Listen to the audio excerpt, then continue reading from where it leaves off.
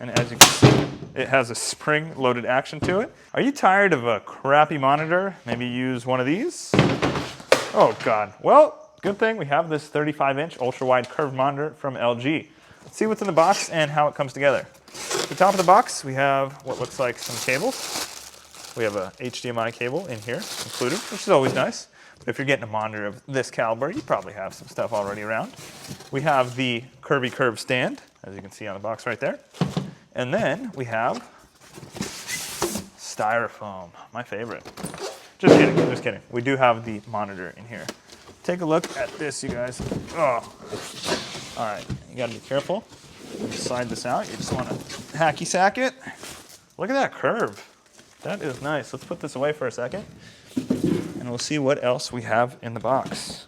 Down here, we have the actual VESA mount and the stand attachment, which will go onto that base. And that's it for what's in the box. Okay, so the leg connects to the arm here with a flathead screw at the bottom. So thankfully it does have a little twist and pull tab right there. So you can just hand tighten this, which is nice because on some monitors you do need tools. Also, it does have an actual flathead there, so if you do happen to have a screwdriver nearby, all you have to do is tighten this up, and there you go. Pretty heavy duty stand, which is nice, and as you can see, it has a spring-loaded action to it, which means that the monitor has some weight, and the monitor's weight will hold it down. So it definitely can support the monitor. Now we're going to get the actual panel and put it on. Top first, then bottom. It just clicks on like that, and there we go.